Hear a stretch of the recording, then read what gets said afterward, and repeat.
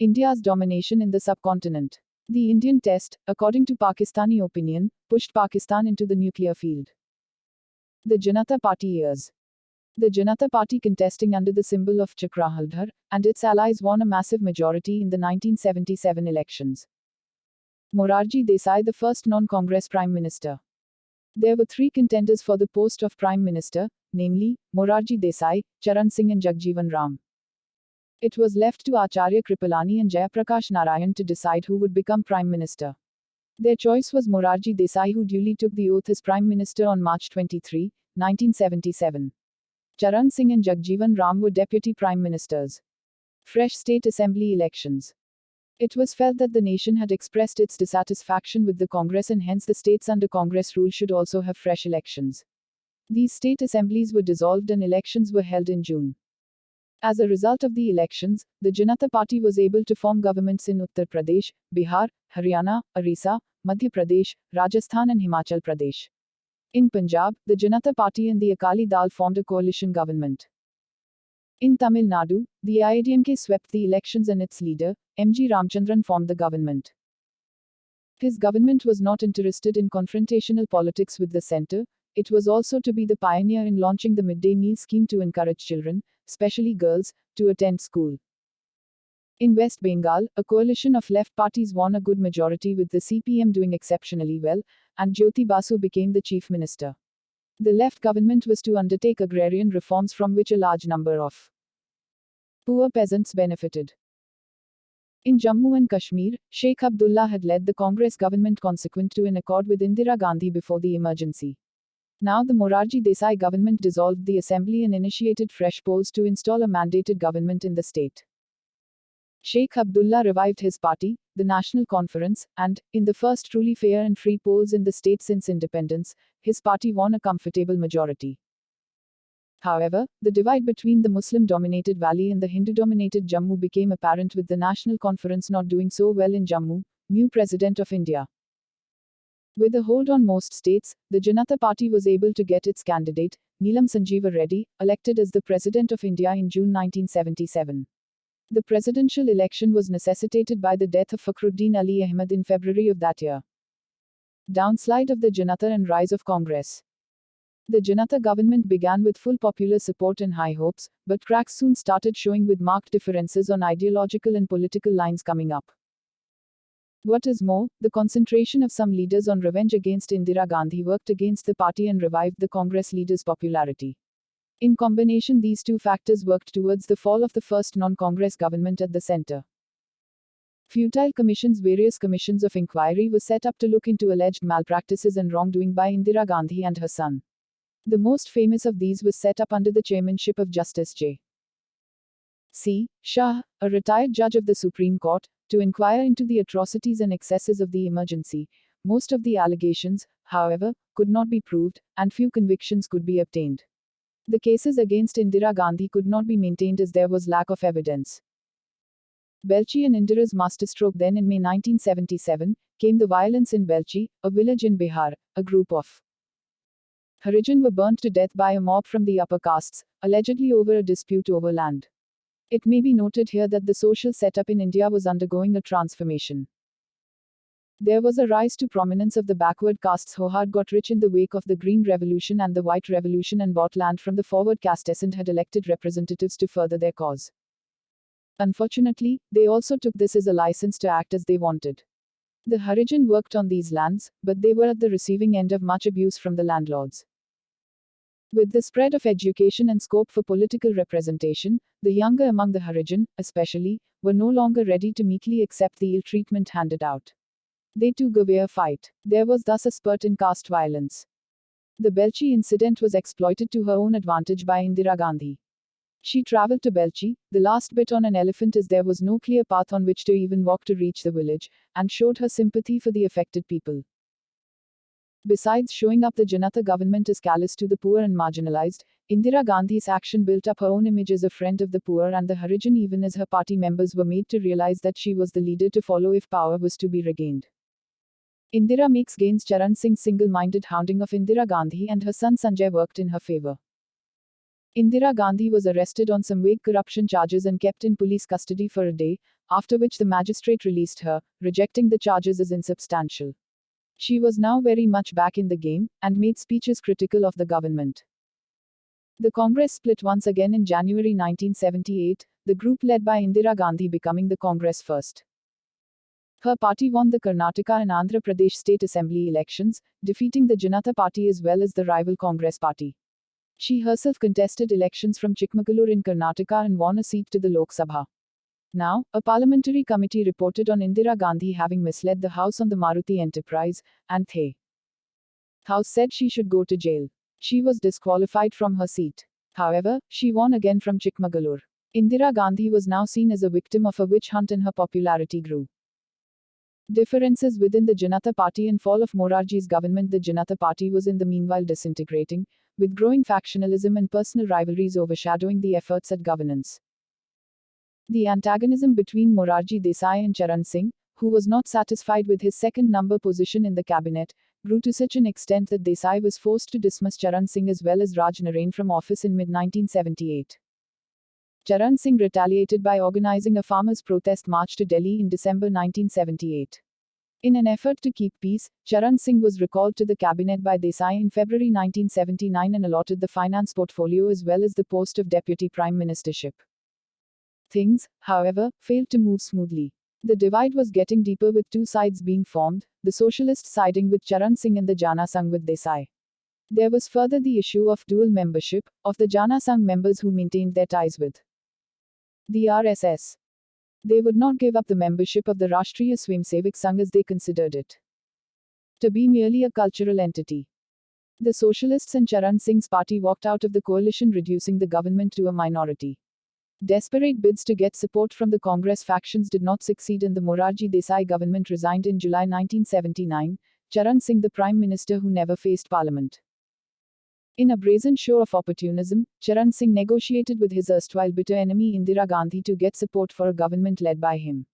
With a letter of support from the Congress, Charan Singh was able to convince the president that he could have a majority in the Lok Sabha. He was sworn in as Prime Minister towards the end of July, subject to proving the confidence of the House. So he gave the Prime Minister's speech from the rampart of the Red Fort on Independence Day but never got to face the Parliament. Just a day before the confidence vote, Indira Gandhi withdrew her support to his government. Charan Singh had not accepted Indira Gandhi's demand that the special court set up to prosecute her be disbanded. Charan Singh had no option but to resign. The president explored other options of government formation but none was feasible. In the end, Lok Sabha was dissolved and fresh elections called for. Charan Singh remained caretaker prime minister till elections could take place. Fresh Lok Sabha elections and end of Janata Party rule. Lok Sabha elections took place in January 1980. The parties in the fray were the Congress, Lok Dal, the new party floated by Charan Singh and the Socialists, and Janata, now consisting primarily of Jana Sangh and of the old congressmen such as Jagjeevan Ram and Chandra Shekhar. The presence of the CPM and CPI was only in West Bengal and Kerala. The Janata Party campaigned again on the planks of treats to democracy and Charan Singh spoke of power Tote farmers, but this time round Indira Gandhi ignored ideology and astutely focused on an issue close to the people's heart at the time, namely, the offer of a government that could govern. The people, tired of the Janata's lack of governance and incessant mutual quarrels, gave their mandate in favor of the Congress led by Indira Gandhi, also thus endorsing the view that hers was the real Congress. The Janata Party split into various parties, like Janata Dal, Bharatiya Janata Party, Samajwadi Party, etc., legacy of the Janata rule. Short-lived its rule might have been and marked by strife on contradictions within, but the Janata Party government contributed something valuable to the Indian polity even as its negative aspects cannot be ignored. It was the first non-Congress government at the centre since India's independence. It was also the first coalition dispensation at the central level. Restoration of democratic rights. An unforgettable contribution of the Janata Party government was the restoration of democracy and civil rights in the country. The Janata government was prompt to take steps to reverse the draconian measures of the emergency, media censorship was removed and several controversial executive decrees were repealed. It repaired the constitution from the emergency depredations and revived open parliamentary practice through its consultative style when repairing the constitution, and restored the independence of the judiciary, as Granville Austin points out. Arbitrary powers of the executive were curbed and the power of an independent judiciary restored. Under the supervision of the Law Minister, Shanti Bhushan, amendments were devised to nullify the democracy-throttling steps of the 42nd Amendment. The 43rd and 44th Amendments to the Constitutions were landmarks in India's political history. The 43rd Amendment passed in 1977 deleted Article 3ID, which gave powers to Parliament to curtail even legitimate trade union activity under the guise of preventing anti-national activities. Ratified by more than half the states as required, the amendment gave back to the states the legislative powers to make appropriate provision for anti-national activities consistent with the fundamental rights. The power of the judiciary to invalidate laws was restored.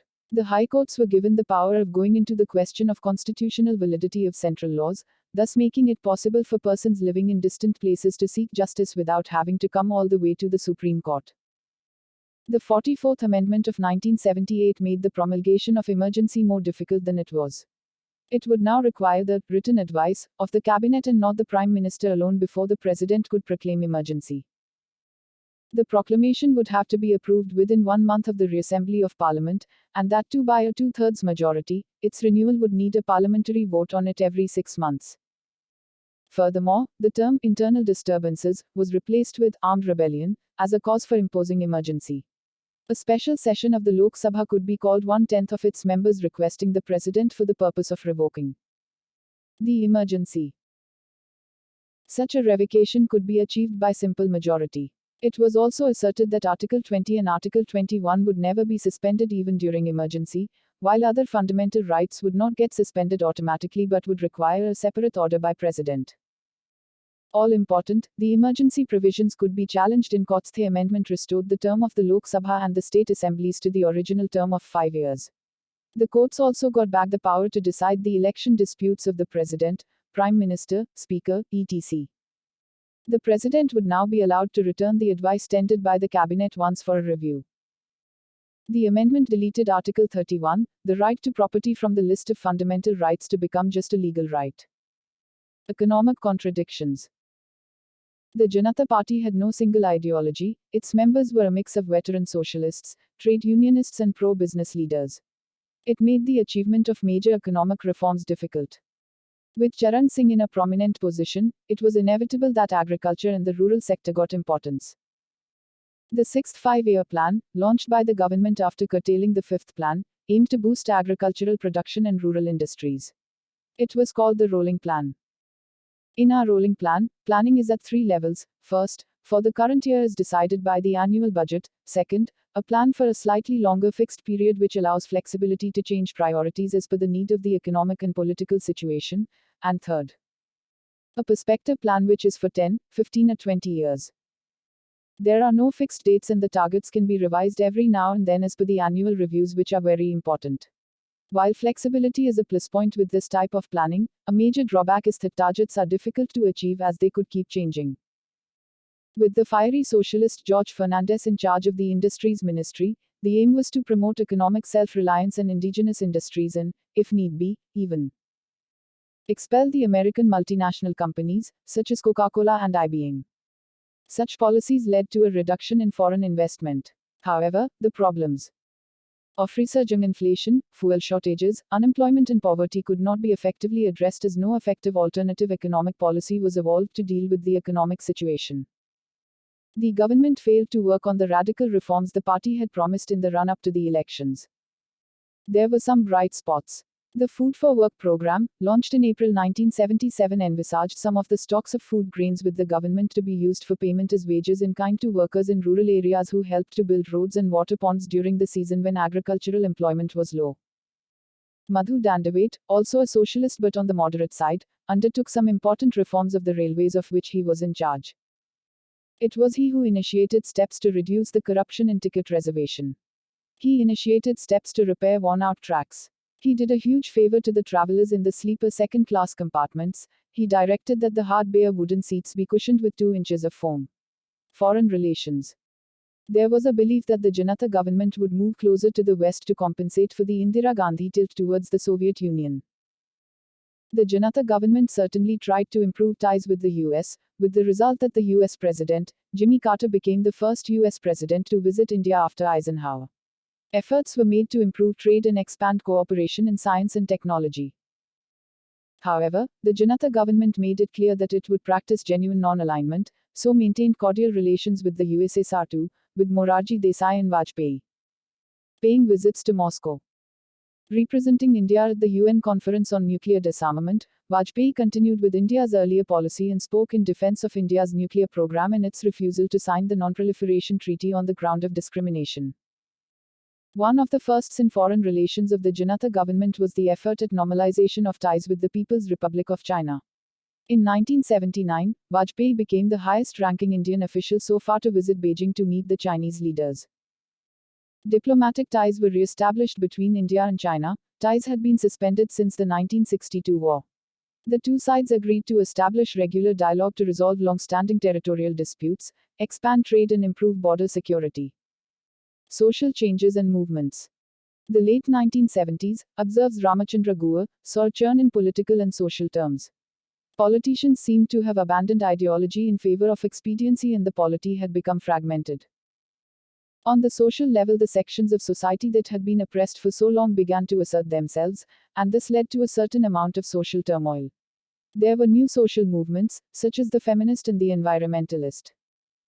The older movements, such as the trade union movement, spread out into fresh areas, such as mines, and there were campaigns for equal wages for men and women, education, health and safety. The liberated press wrote at length and on a wide range of subjects. And technology in the form of the new offset printing presses helped disseminate the location of newspapers and journals. Investigative journalism began with its lens on crime and corruption. Readership expanded, especially in small towns. As did journalism in Indian languages. And a civil liberties movement became active. The social classes, the OBCs, had reaped economic power through the Green Revolution and the land reforms and also gained political power. They now sought a space in the administrative system. The Janata government in January 1979 appointed the Second Backward Classes Commission, popularly known as the Mandal Commission after its chairman Binshwari Prasad Mandal, a former chief minister of Bihar. Its remit was to examine whether reservation in jobs for OBCs should be there in the central administrative system. Indira Gandhi, the second phase. In the 1980 general elections for the 7th Lok Sabha, the Congress was returned to power with a strong majority. Indira Gandhi won from Rae-Bareli in Uttar Pradesh as well as from Medak in Andhra Pradesh. She chose to keep the Medak seat. Chosen as the Congress parliamentary leader, she became the Prime Minister of India once again.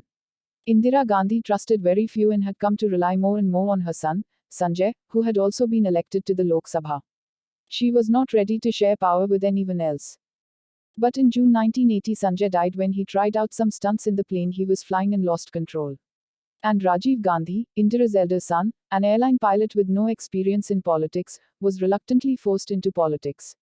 Soon enough he was elected from Amethi to the Lok Sabha and most people knew he was their apparent to the Congress leadership. Economy.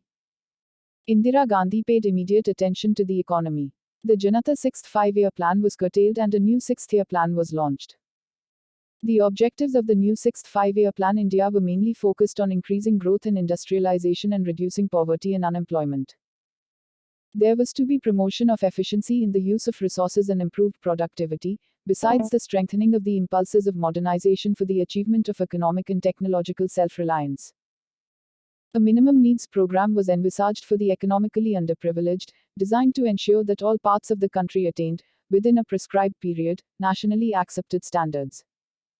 The Integrated Rural Development Program was launched on October 2, 1980 all over the country.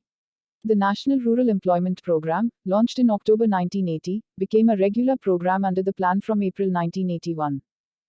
The National Bank for Agriculture and Rural Development was established for the development of rural sector in 1982 on the recommendation of the Shivaraman Committee. The sixth plan is considered to have initiated the first steps towards economic liberalization, with the government subsequently launching Operation Forward in 1982. They were the first cautious attempt at reform, but they were too cautious to have much effect. Indira Gandhi was wary of the multinational companies eroding the country's self-reliance. Improvement in the ecological and environmental aspects of the country was also to be given attention, according to the Sixth Plan. It is worth recalling that Indira Gandhi had attended and spoken at the first UN Conference on Environment in 1972. In her earlier stint as Prime Minister, she was behind the implementation of the Wildlife Protection Act of 1972 and the Water Act of 1974. The Wildlife Protection Act facilitated the establishment of wildlife sanctuaries and national parks, and Project Tiger was launched in 1973. Now, in her second stint in power, the Forest Act of 1980 and the Air Act of 1981 were enacted. Foreign relations. Sri Lanka and Tamil's problem in the area of foreign relations. Indira Gandhi was unhappy with Sri Lanka's turn away from socialism after Sirimavo Bandaranaike lost power to J.R. Jayawardene, who, Indira Gandhi felt was a puppet of the West. Though it is alleged that India under Indira supported LTTE militants in the 1980s to pressurize Jayawardene to be sensitive of Indian interests, the Indian Prime Minister refused demands that India attack Sri Lanka after the incidents of Black July 1983, in which Sinhalese mobs targeted the Tamils of Sri Lanka. Pakistan, Siachen conflict. India-Pakistan relations reached low depths after the rise to power of General Muhammad Zia-ul-Haq in Pakistan in 1978. It was strongly felt in India that General Zia supported Khalistani militants in Punjab. In 1984, there were military skirmishes on the border. In the end, it became a conflict over the Siachen. India's man in space. It was during the rule of Indira Gandhi that an Indian went traveling in space. As a part of the joint program between Indian Space Research Organization and the Soviet Interkosmos, Rakesh Sharma, an Indian Air Force pilot, was selected in 1982 as a cosmonaut for a joint Soviet-Indian spaceflight. On April 2, 1984, Sharma flew on board Soyuz T-11 with two Soviet cosmonauts to the space station Salyut 7. During his stay of nearly 8 days on the space station, he performed certain experiments in the fields of biomedicine and remote sensing and exercises to study the effects of yoga on the body during weightlessness. The most memorable aspect of that space mission for many Indians is the episode of Indira Gandhi asking Sharma, on a hazy live video link, how India looked from space, and he replied in Hindi, "Sai Jahan se achha." Today that would have become viral tweet. Glacier lying between the Saltoro Ridge line to the west and the main Karakoram range to the east in the Himalayas, located in the disputed Kashmir region, it is claimed by India and Pakistan. The water melting off the glacier ultimately feed the Indus, crucial to both countries. The roots of the conflict lie in the lack of proper demarcations of the territory on the map beyond the map coordinate known as NJ9842. Before 1984, neither India nor Pakistan had any permanent presence in the area. However, in order to reinforce their claim on the area, the Pakistanis encouraged expeditions to the glacier on the basis of permits given by their government. Becoming aware of this in about 1978, an Indian Army expedition was also sent to Teram Kangri peaks as a counter-exercise. To free the glacier from Pakistani domination, the Indian Armed Forces launched and Siachen became the world's highest battlefield. India was victorious in the conflict. 2 passes, namely, was secured by India while Pakistan retained control of the Gyongla Pass, non-aligned movement under Indira Gandhi. India reasserted its prominence in the non-aligned movement. India hosted the 1983 summit of NAM at Delhi and thus Indira Gandhi became its chairperson. She brought attention to bear on the relationship between disarmament and economic development. She actively worked to project the need for a new international economic order that would be of benefit to the developing countries. Unrest in states. Political and communal tensions rose in many parts of India during the second term of Indira Gandhi as Prime Minister. Naxalites were once again active in the tribal areas of Andhra Pradesh. There was a movement for separate statehood in Jharkhand region, which was then a part of Bihar. Less intense but very much present were movements for separate states in Madhya Pradesh and Uttar Pradesh. In Nagaland, militancy reared its head again with movers setting up the National Socialist Council of Nagaland. With ideas of separating from India and to that end working with separatists from Kashmir and Sikh militants. There were also movements for greater autonomy for states even if these states did not desire to leave the Union of India. The most serious disturbance was in Assam with the growth of the All Assam Students Union, which wanted the Bengalis out of the state in fear of being culturally dominated. In Andhra Pradesh, a new political party under the aegis of N.T. Rama Rao, a very popular film star, was formed in 1982. The Telugu Desam Party spoke for the self-respect of the Telugu-speaking people. And his party came to power in the state elections at the end of the year.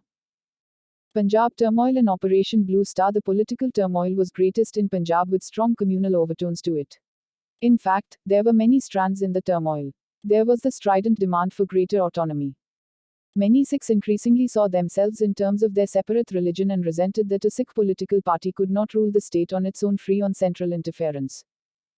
They had waited for a long time to get a state of their own, but Chandigarh was still a shared territory with Haryana. There was trouble over sharing of river water as well. In 1973, the Akalis had brought out the Anandapur resolution that on one level just demanded greater autonomy, as did all states. On another level, by using the term Sikh nation, it lent itself to the interpretation of separation from the Indian Union. The Akalis opposed the Nirankari Sikhs, whom they called heretics. It was in this context that Jarnail Singh Bhindranwale rose to prominence. As a priest and head of the Damdami Tiksal, he spoke vehemently against the Nirankaris. But he also orated against being slaves in independent India, and mocked at Hindus as well as they. Modern Sikh. It has been said that Bhindranwale had been encouraged and built up by the Congress as a counterpoise to the Akalis. If so, he became a Frankenstein's monster, and very soon broke free to create an independent image of himself. He attracted a large number of followers. In 1980, the Akalis suffered a blow when they were dismissed from power in the state and the Congress came to power. The impetus to form a state free of India was given mainly by Sikhs in England, US and Canada. In June 1980, a group of students meeting at the Golden Temple in Amritsar declared the formation of an independent Sikh republic, Khalistan. Its president was to be Jagjit Singh Chauhan from London. The situation became worse and worse, with Bhindranwale gaining greater power and suspected to be behind several assassinations of prominent men, including the Nirankari leaders. The government proved ineffective in bringing him to book. In an effort to up the ante against Bhindranwale, the situation became worse and worse, with Bhindranwale. In an effort to up the ante against Bhindranwale, the Akalis became more extreme in their views. Their legislators resigned en masse from the State Assembly on Republic Day of 1983. It seemed to indicate that their commitment to the Indian Constitution was not firm.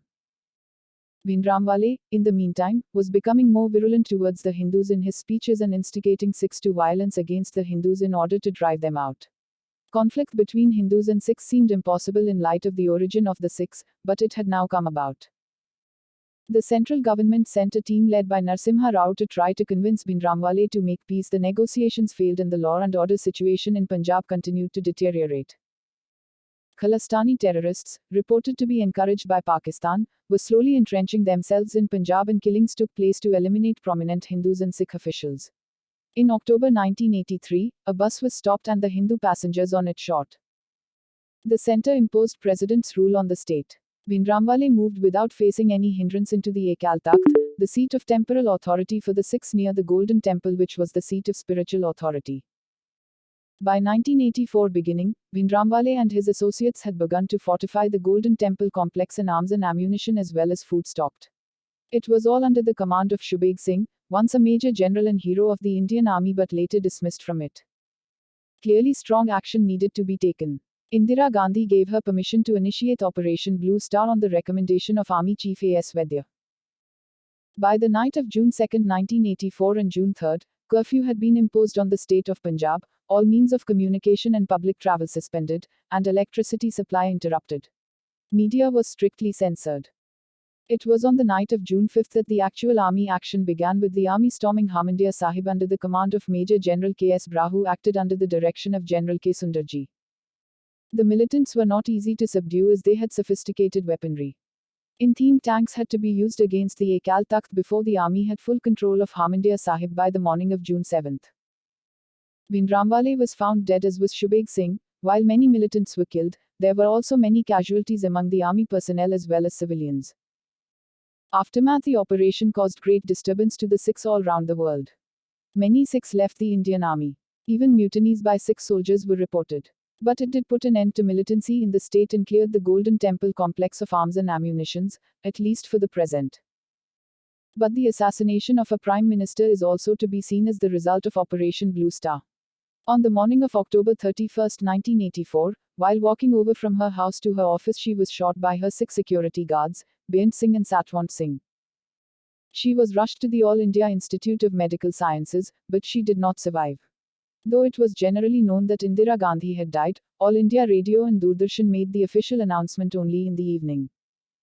The Indira Gandhi era was over. Her son Rajiv Gandhi was sworn in as Prime Minister by President Zail Singh that very evening after Congress leaders unanimously decided that he should take the post. Legacy. Indira Gandhi was in power for a long time. As a result of economic programs and spread of education, the middle social castes classes as well as the lower castes classes were asserting themselves, and there was a growth in the middle classes in urban India. One consequence of the changing social situation was widespread social unrest. There were caste clashes as well as communal violence. Though Indira Gandhi was liberal-minded and not discriminatory as a political leader, there was a deterioration in values of democracy in her time. Indira Gandhi's style of functioning began with a reliance on the Prime Minister's secretariat formed of persons she could trust, but who were also of indubitable integrity and intellect, but went on to depend more and more on her son and a small coterie. It was the same at party level. Fearing competitive power centers, she weakened the Congress party structure. Sycophancy grew, and a party that had developed a well-organized structure with grassroots presence and a range of regional leaders across the country gradually lost strong leadership at state level and gave up the democratic style of choosing its leader and officials. A member of the Gandhi family had now become indispensable for holding the party together. Ideology was no longer the basis of politics. And this was true of other political parties as well. Corruption spread, and the state apparatus was more and more manipulated by the powerful for personal gain. Indira Gandhi's grit and decisiveness in the face of external aggression, however, was exemplary. She showed that India was not to be bullied and brought the country to prominence in the world map. The Rajiv years. Problems at the very outset. Appointed Prime Minister after the assassination of his mother, Indira Gandhi, on October 31, 1984, Rajiv Gandhi faced major problems from the very outset on the domestic front. Anti-Sikh riots. Even as the news of Indira Gandhi's death became known, there were sporadic incidents of violence showing anger at the assassination, perhaps a spontaneous reaction in the circumstances. But as her body lay in state at Teen Murti House, these sporadic incidents had deepened and widened. By November 1, there seemed to be an organized and brutal mob violence against Sikhs. There was a continual replay on Doordarshan, the state-owned and only television channel available at the time, of the crowds filing past paying their respects to the assassinated Prime Minister with the grieving son beside the body and the shots of the crowds outside shouting revenge. This would have further instigated the mob. While most of the Sikhs targeted were in the resettlement colonies in North Delhi inhabited by the poorer section of the population, there was some looting and killing in middle and upper middle class localities, as well.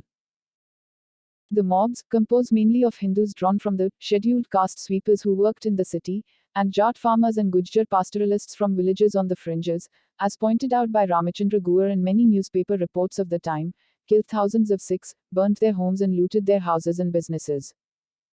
Witnesses indicated that several Congress leaders instigated and encouraged these mobs. Rumors stoked the violence. The role of the police and the administration was shocking. The police either turned a blind eye, refused to take action, or, more reprehensibly, actively helped the mob. The riots went on unabated for 2 days. The Prime Minister and his Home Minister, Narasimha Rao, did not call in the army immediately. The army could have quelled the riots at once and effectively. It was late on November 2 that Rajiv Gandhi declared over radio and television that acts of rioting should be stopped and that these were casting a slur on the late Prime Minister. It was only by November 3 that the army got its orders to take steps to control the situation. On the birth anniversary of Indira Gandhi on November 19, Rajiv Gandhi in a speech said that when a great tree falls, the earth around it shakes. It was taken to imply a justification of the riots.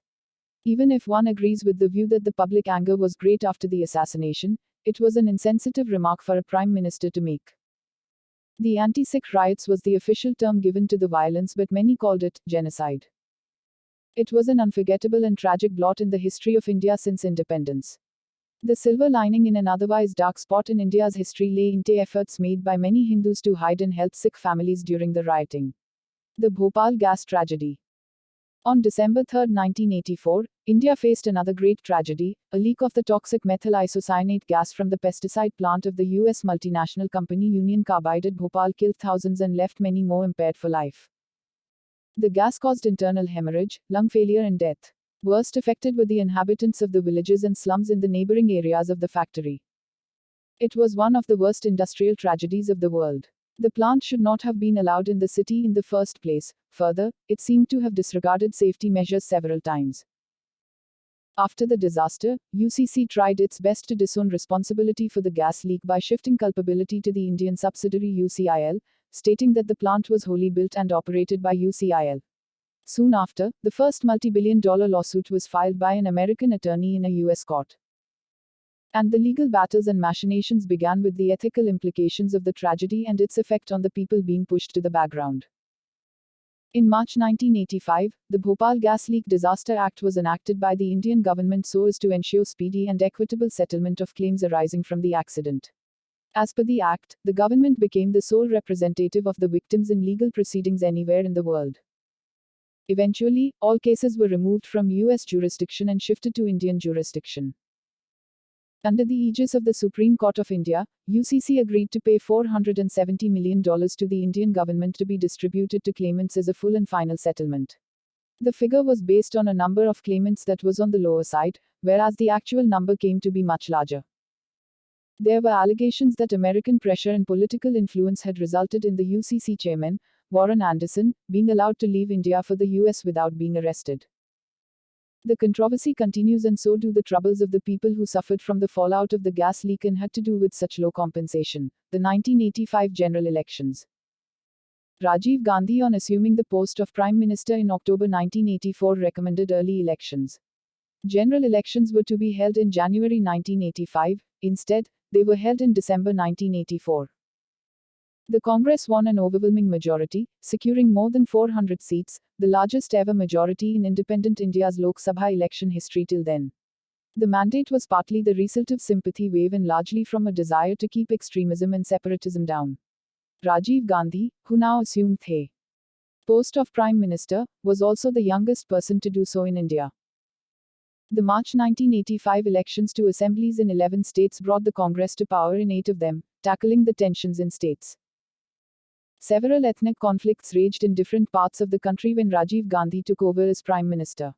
Some of these were settled, but others continued to cause trouble. Punjab was a burning problem. Akali leaders were freed and an agreement was signed by the Akali leader Sant Harcharan Singh Longowal and Rajiv Gandhi in July 1985. But in August, Longowal was shot dead. However, state elections were held in September, and in what was seen as a vote against extremism, the Akali Dal came to power with a comfortable majority. But militancy was not to end so easily. It reared its head soon, and the Golden Temple was once again being used by militants. This time round, strong, in fact, even ruthless action by the police under J.F. Ribeiro and KPS Gill brought the situation under control, after Operation Black Thunder was launched in May 1988 to flush out militants from the Golden Temple. It was a smoother and cleaner operation, but then there was no charismatic leader like Bhindranwale this time round to whip up emotions. Even so, militancy did not quite die down for quite some time in the state. The Chandigarh issue continues to rankle. Assam was torn by violent agitation in the 1970s and the 1980s over the influx of foreigners. Rajiv Gandhi and the All Assam Students' Union signed an accord on August 15, 1985. President's rule was removed and elections held in December. The ASU became a political party, the Assam Gana Parishad, and contested the polls. It emerged victorious, leaving the Congress far behind. Yet another agreement was that between the centre and the Mizos in 1986, whereby the Mizo rebels surrendered their arms. Mizoram was granted statehood. The Mizo National Front, under the leadership of Lalganga, once a fiery rebel calling for secession from India, came to power as Chief Minister of Mizoram, which became the 23rd state of India in February 1987. Problems, however, arose in other parts of the country as well as in the same states later. The Gorkha National Liberation Front under Subhash Ghai Singh represented the interests of the Nepali-speaking population in the Darjeeling district of West Bengal and began demanding a separate state for themselves. Ghai Singh, after meeting Rajiv Gandhi, was persuaded to accept an autonomous district council. Tripura was torn by agitations and clashes between the tribals and Bengalis who had come into the state after partition. The Tripura National Volunteers adopted the way of terrorists intimidating civilians and the police with kidnappings and murders.